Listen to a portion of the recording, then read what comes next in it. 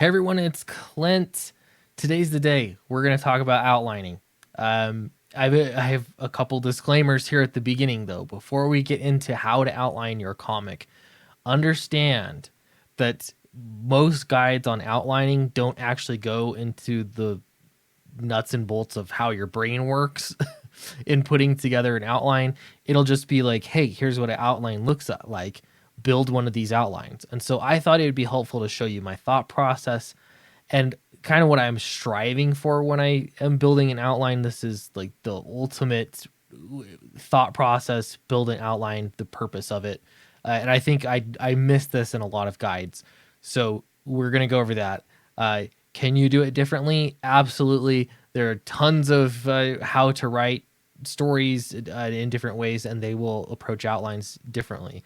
I'll also say that I have written stories where I religiously adhere to the outline, and it can make for a bit of a stiff story sometimes. That has been my experience anyway. And so, what's more important is that there is some structure and that you're making your characters act in reasonable and interesting ways based off of the set of circumstances they find themselves in and the choices that they make create new sets of circumstances.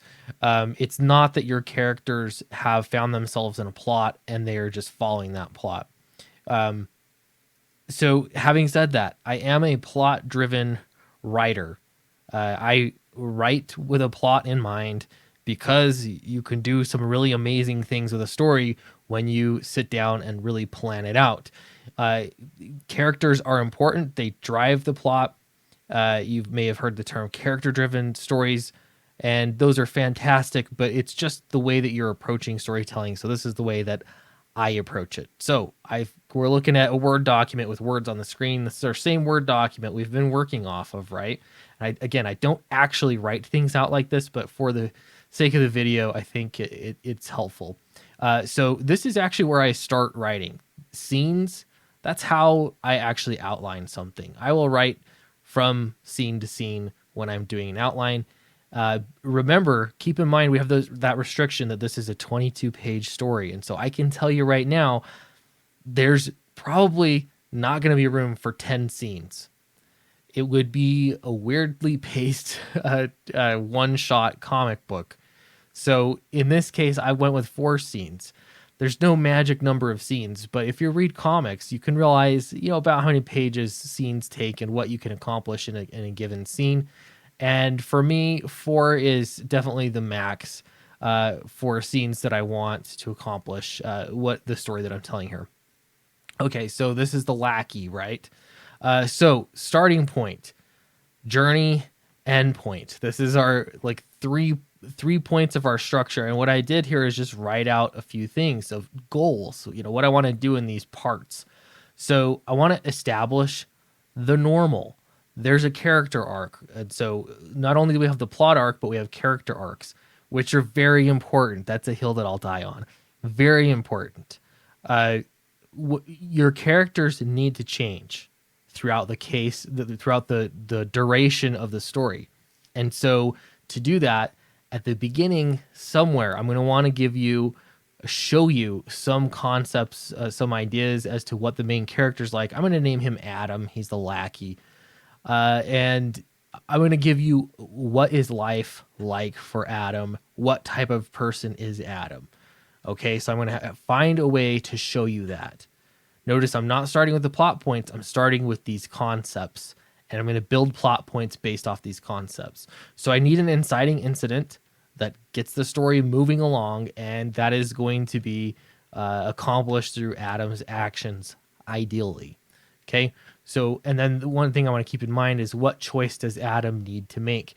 And constantly throughout a story, it's about choices. That's going to be so interesting. So I need to make sure that I establish his norm, make you care about the character, and give you a reason to root for the character, and then give the character decisions that they have to make. Okay, so then you have the journey that's happening in the middle, how they go from point A to point B, and what it's going to take to get there. Again, I'm starting to think of things. So if this is a job interview, this is a guy that wants to be a lackey for some major villain. What would that look like, and how can I show in a very effective way what depths our main character is going to have to sink to in order to do it? And then there's the end point. Okay, so I'm not gonna lie, as I started building this, I had one scene in mind. This is how I do it. So I think I want to show you what it is like what type of person would you have to be to get a job to be some kind of a lackey. You're a stooge for some main villain. You're cannon fodder in every comic book. But what would it take? What kind of person do you have to be to get there? And so I thought, well, if you were doing a job interview, maybe they could ask you to do something like, there's a child over there that has a kitten. I want you to kill that kid's kitten in front of them. That's what I want you to do. Wow, that got dark. Exactly. That's the point. So I started thinking about it a little bit, and I wanted to sort of build the story around this moment. Can you have a character do something like that, still be likable? I don't think so. I think immediately you've created a villain. You haven't created a hero that you can care about. But that's such an interesting concept. So I'm going to go with this rabbit scene as being a pretty pinnacle point in this job interview, is him being required to kill a rabbit in front of a child. And it'll make a little bit more sense why I changed it to a rabbit as opposed to a cat. So we're going to go with that. That's going to show you something. All right, so I'm going to go to my outline here on the right-hand side. So scene 1, I already have my goals for this scene. How am I going to do that? Well, I could have our main character sitting on a park bench. Maybe he's getting, going over some voicemails he's getting, and we are learning that he is in some financial trouble, right? We could go at that angle. Maybe he's sitting on a park bench, and when the interviewer comes to meet him there, we find out that this is the park bench that he's been sleeping on. Maybe we could show people that he's been sleeping there or in a car nearby or something. How's that for financial trouble? You understand what I'm doing here, though. I'm building the scene around what I need the scene to show my readers. And this is where I see so many mistakes come up. I don't read a lot of people's scripts. When I have in the past, this is normally the problem, is that the events that they're having happen throughout their story are not created to show the reader something. This is exactly where show don't tell comes in. It's before you draw any of the art. No pages are drawn, but I can show you things about this main character through the scene, through how I'm writing the scene and what is happening. So if this park bench concept is not a good one, then I can change it. This is the time to change it. Be willing to murder those darlings, which including this rabbit scene, which was the nugget of inspiration I had for this whole thing. I've got to be willing to put that on the chopping block if it's not going to work, if it's not serving the story. So keep that in mind. And again, in your outlining process, this is the time to do it. So what I thought is his interview is going to be a series of actions. How about 3? That's a nice round number. He's going to have 3 different things he needs to do to prove that he's the right guy for the job. So in this instance as well, how do you even get an interview like this? Maybe I'll have people learn that he was almost a Navy SEAL, almost, but he failed. He's almost been a good person, but he's always fallen short. So if I could pose that about this character, you could start thinking of scenes. This introduction scene is to how do I show people that without telling them that, right? How do I say that he is almost a good person, but he always falls short in a very economical way within a story? When you start building scenes out like that, they're going to be so much more powerful. You're going to set yourself up for success later on down the road. So I'm going to start brainstorming and writing things out. So in this case, I thought, well, maybe part of this inciting incident that is coming is for him to do something terrible. So this is the decision. If you want this job, what you're going to have to do is, we're in this park. I want you to go pick a stranger and I want you to hurt them. I want you to injure them. But I don't want you to get caught.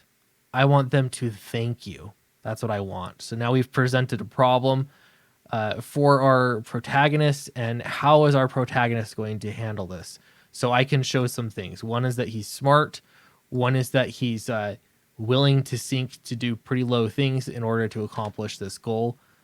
And I don't know. We'll start there. We can always go back and change things. So I might write out a scene where they have this discussion, a little bit of dialogue, and then I'm moving on to, he's going to select someone to hurt. How do you injure somebody and get them to thank you? Well, he's going to deceive them. He's going to go up behind somebody and shove them very hard as they're crossing the street, and tell them, as a car drives by, and explain that he saved their life, from getting hit by a car. In the meantime, he's broken, an old woman's wrist or something.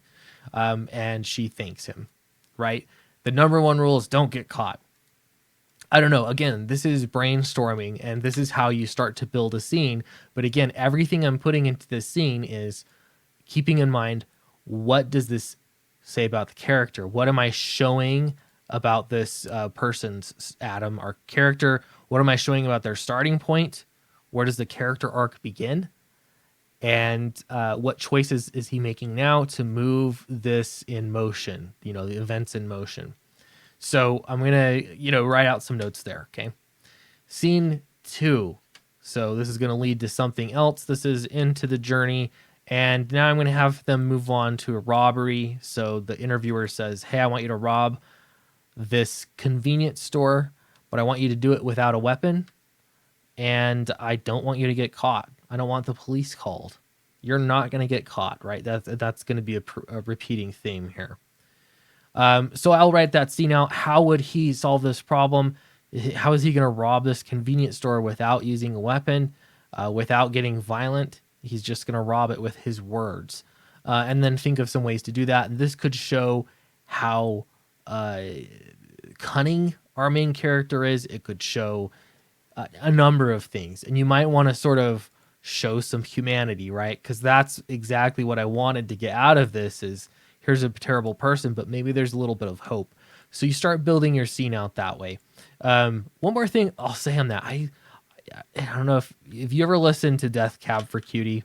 Random, I know. But I listened to an interview one time with Ben Gibbard, and he was talking about writing.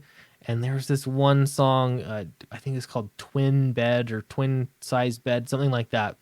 And the way that they came up with that song is, he said, what's the saddest thing you can think about for an adult person in their 40s to do? Something like that. And they were thinking about it, brainstorming. They said, selling your queen size for a twin size bed. That's a great example, because it's telling you a lot about this person. They've essentially given up hope on, love, on, like, they're downgrading to a twin size bed. So again, that's just one example, but that's exactly what you want to do to start building these scenes out. Rather than say, oh, I need there to be a robbery scene. It doesn't need to be a robbery scene. How do I show that he's a cunning person? He's willing to do terrible things, but yet give you a glimpse of hope, glimmer of hope, right? And so that is the goal, not a robbery scene. Okay, so there might be other scenes that are going to achieve that better. So scene 3, this is going to be my rabbit scene. This is going to be the climax. This is going to be the most difficult thing because, my own writing challenge, how do you kill a child's rabbit in front of them and still be a likable character that you're going to root for? So this is going to be a big reveal. Hey, there's a kid over there in his own backyard playing with a little white rabbit or something. And the interviewer says, Adam, lackey, wannabe, you're interviewing for this job. This is your final test. And what I want you to do is go kill that child's rabbit in front of him and don't get caught. I want the child to see it and know it, but I don't want him to say anything ever about it. No one will ever know. You will never get caught. You're going to traumatize this child. That would be an incredibly difficult task to do. How is this person going to do it? And so maybe he goes back there. The reason I picked a rabbit is because there's going to be a little bit of trickery here and maybe a big reveal. I'm going to just reveal it to you all right now as I'm thinking about it. So I think he goes there, talks to the child a little bit, asks him if he's ever seen a magic trick, and then he takes his hat off. Maybe I'm thinking he just robbed a convenience store, so maybe he's got a bag full of money as well.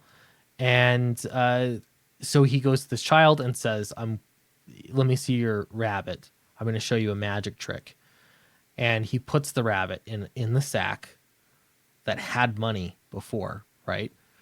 And he smashes it against the ground or something like that. And it's horrendous, and the child is crying, and it's just a terrible moment. You think, what a terrible, terrible human.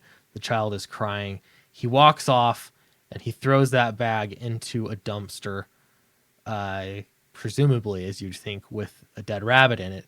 He goes back to the interviewer and says, all right, do I have the job yet or what? He says, you're hired. So then this is where I'm going to kind of link in scene 4 and scene 3. So scene 4, he's meeting the big boss, or maybe this is a flashback. This is where I can start building in my outline connections from scene 1 that are going to come to fruition in scene 4. If you ever wonder how that happens, it's in the outline phase. So maybe he's working for the big boss now. We've changed scenes. He's behind the big boss.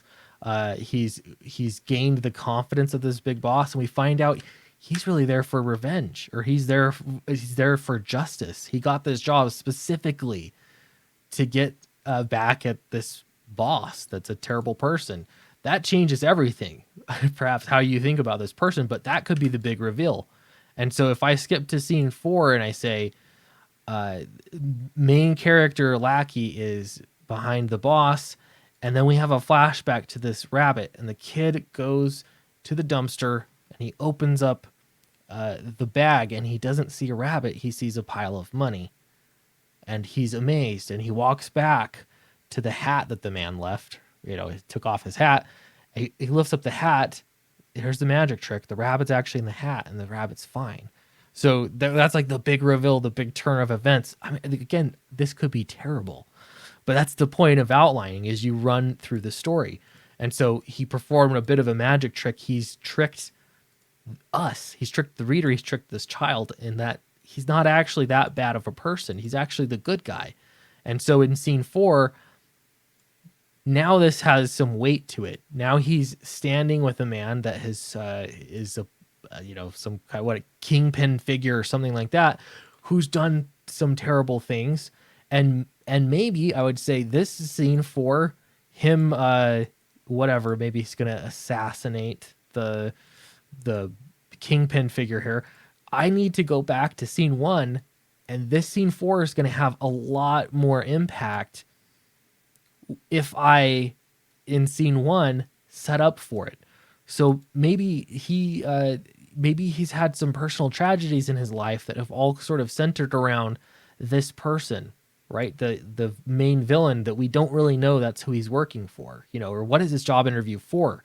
Maybe that could be a question the whole time. What's this guy interviewing for? What job could he possibly want that's asking him to do these terrible things? And so the big reveal would be it's to work for this guy that has been such a terrible person to him. Not only that, but if in scene 1 you're able to show the audience these terrible things that have happened to him, that are unjust, then you're going to like this character a bit more and maybe be willing to believe for 2 scenes that this character is just willing to do some pretty terrible things because he has to, right? These are choices he has to make. I don't know, but this is essentially the thought process you run through when you're outlining a story. So I hope that made sense. I really tried to, I didn't plan this out, step by step, because I want you to see how it is that I put together a story. So these are only 4 scenes. You can imagine if you're doing this with a bigger scene, a bigger story, longer story, but it works the same way. Nothing has really changed. You're still going to plan out these plot points. You're going to pop your character into this world, and again, you're gonna build these scenes around what you want to show the audience about the story, and all of this can change. Again, maybe it's not a robbery. Maybe a robbery is not the way to tell this story, right? Maybe there's some other scene here that's going to work better, because our guiding posts are not the plot points. Our guiding posts are these, what it is that I want to tell in the story, the important choices, the things I want to show you about the characters, the tough decisions. And so these plot points are there to serve the story and not the other way around.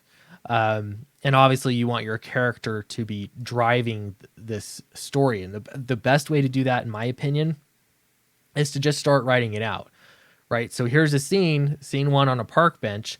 I don't know if that's a very good idea. I'm just going to try it out. So I'm going to go ahead and sit down and just start writing this scene out. We're going to write some dialogue, make sure there's at least 2 characters so that there's some conversation happening.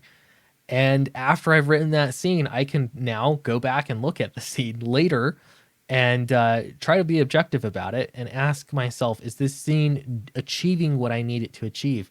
And if the answer is no, and it probably will be the first time you write it out, then you're going to try something else, or you're going to tweak it, you're going to revise it, you're going to keep going back and changing it. But that's how you pop your character into this scenario, and you will quickly learn, is this character actually going to make the decisions that I think he's going to make and how I think he's going to make them?